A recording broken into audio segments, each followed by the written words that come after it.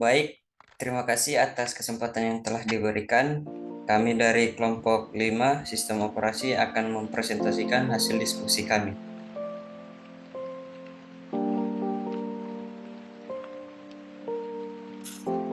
Next. Baik, inilah anggota dari kelompok 5 Sistem Operasi. Yang pertama adalah Tirza Angelina Maulana, yang kedua saya sendiri Rizky Altaf Salsabil, dan yang terakhir Divra Sumenda.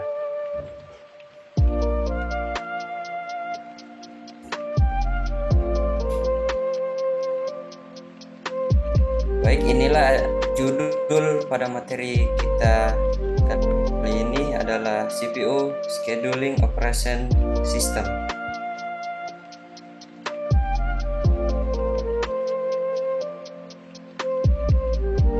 Yang pertama adalah Introducing to CPU Scheduling.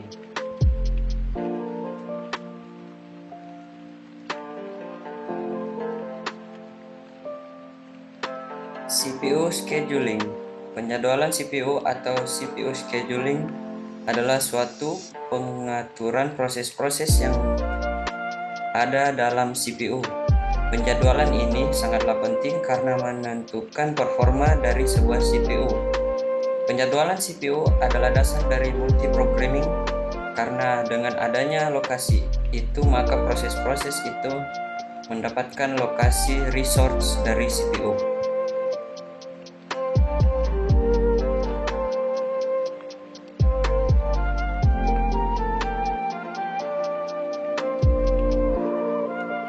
Yang kedua, CPU dan I/O burst cycle.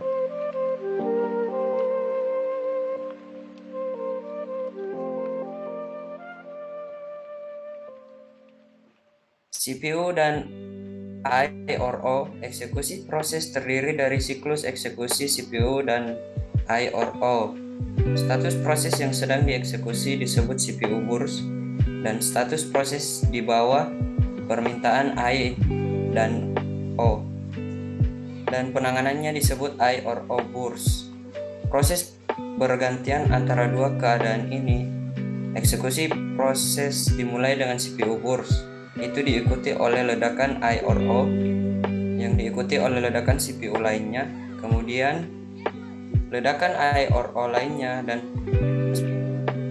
seterusnya. Akhirnya CPU burst berakhir dengan permintaan sistem untuk menghentikan eksekusi seperti yang ditunjukkan pada gambar berikut ini.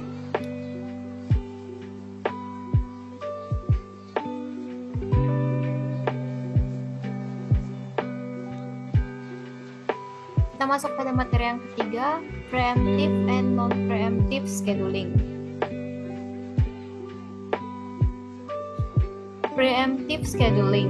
Penjadwalan preemptif digunakan ketika suatu proses beralih dari status berjalan ke status siap atau dari status menunggu ke status siap. Sumber daya atau terutama siklus CPU dialokasikan ke proses untuk waktu yang terbatas dan kemudian diambil dan diproses ditempatkan kembali dalam antrian siap jika proses tersebut masih memiliki sisa waktu CPU burst. Proses itu tetap dalam antrian siap sampai mendapat kesempatan berikutnya untuk dieksekusi, seperti pada contoh gambar di samping. Non-preemptive scheduling. Penjadwalan non-preemptif digunakan ketika suatu proses berakhir atau suatu proses beralih dari berjalan ke status menunggu. Dalam penjadwalan ini, setelah sumber daya atau siklus CPU dialokasikan ke suatu proses, proses menahan CPU hingga dihentikan atau mencapai suatu status menunggu. Dalam kasus penjadwalan non-preemptif, tidak mengganggu proses yang menjalankan CPU di tengah eksekusi.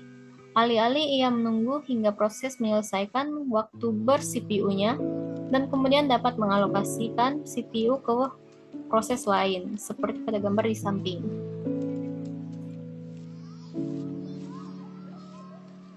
Kita masuk pada materi yang keempat, scheduling kriteria. Banyaknya kriteria yang bisa digunakan dalam menilai algoritma penjadwalan CPU. Yang pertama, CPU utilization adalah persentase dari CPU CPU yang diinginkan memiliki range dari 0 sampai 100%. Yang kedua, throughput adalah banyaknya proses yang diselesaikan per satuan waktu. Yang ketiga, turnaround time. Dari sudut pandang proses tertentu, kriteria adalah yang paling penting adalah beberapa lama untuk mengeksekusi proses tersebut. Yang keempat, waiting time. Algoritma penjadwalan CPU tidak mempengaruhi waktu untuk melaksanakan proses tersebut, atau MK itu hanya mempengaruhi jumlah waktu yang dibutuhkan proses di antrian ready.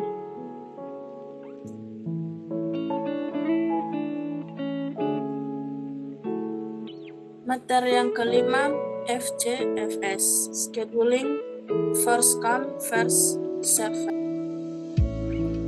First Come First Serve adalah jenis algoritma penjadwalan yang digunakan oleh sistem operasi dan jaringan untuk secara efisien dan otomatis mengeksekusi tugas, proses, dan permintaan yang antri berdasarkan urutan kedatangan. Algoritma penjadwalan FCFS juga dapat disebut sebagai algoritma first in, first out, atau algoritma first come, first choice.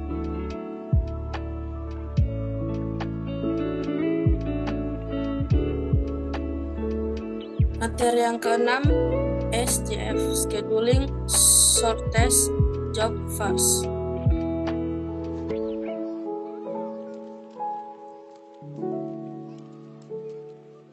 Algoritma Shortest Job First adalah salah satu algoritma penjadwalan di mana proses yang akan didahulukan pengerjaannya adalah proses yang memiliki waktu proses terpendek. Keuntungan dari pekerjaan terpendek pertama, karena SJF mengurangi waktu tunggu rata-rata, ini lebih baik daripada algoritma penjadwalan first come, first serve. Kekurangan SJF. Salah satu kekurangan yang dimiliki SJF adalah kelaparan. Seringkali menjadi rumit untuk memprediksi panjang permintaan CPU yang akan datang.